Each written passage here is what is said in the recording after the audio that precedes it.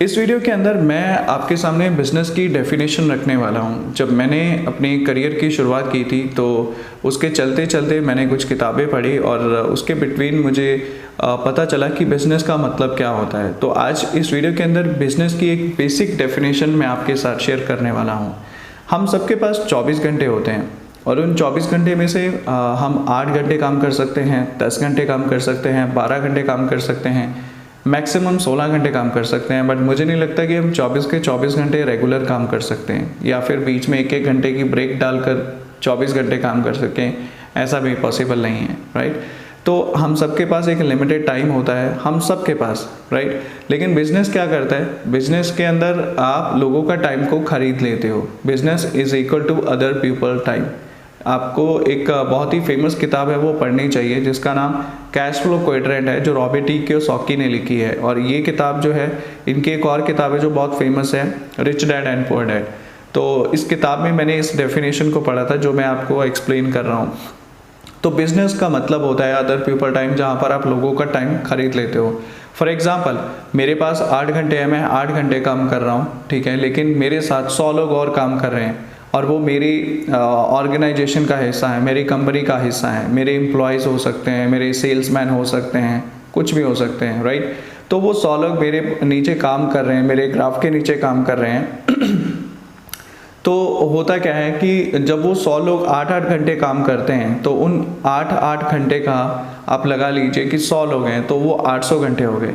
अब मैंने भी 8 घंटे काम किया, उन लोगों ने भी 8 घंटे काम किया, लेकिन वो जो 100 लोग हैं वो इंडिविजुअली अपने लिए काम कर रहे हैं। लेकिन वो 100 लोग अगर मेरी कंपनी में काम कर रहे हैं तो मैंने 8 घंटे के अंदर 800 घंटे का काम करवा लिया।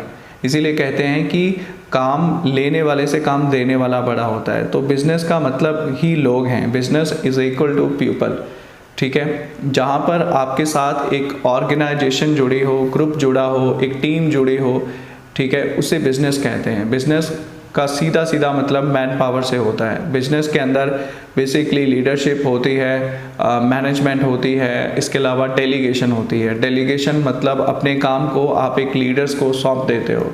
लीडरशिप के थ्रू आप अपने काम को बड़ा करते हो, राइट। एक फार्मूला भी है ESBI जिसमें employ, self employ, business and investor को समझाया गया है। उसकी किताब कैश फ्लो क्वाड्रेंट जो मैंने आपको बताई थी, आप उसे ज़रूर पढ़िएगा।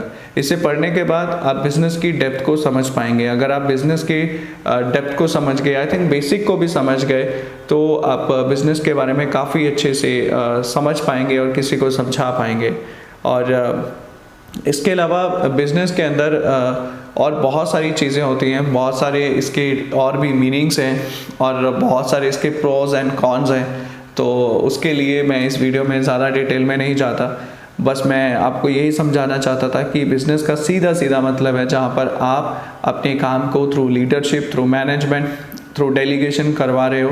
एंड ये एक फाइनेंशियल रिस्क की तरह भी होता है, ठीक है। बिजनेसमैन को आज की डेट में एंटरप्रेन्योर कहा जाता है, राइट। तो आप उसे गूगल भी कर सकते हैं और आने वाली वीडियोस में मैं कोशिश करूंगा कि मैं ज़्यादा से ज़्यादा वीडियोस ऐसी टॉपिक्स के ऊपर बनाऊं जिससे आपको और मदद मिल सके। तो इस वीडियो में बस इतना ही है और अगली वीडियो के अंदर कुछ और टॉपिक के साथ आपके सामने ज़रूर आऊँगा। इस चैनल को सब्सक्राइब ज़रूर कर दीजिएगा क्योंकि मुझे अपने आप से बहुत सारी उम्मीदें हैं इस चैनल को लेके।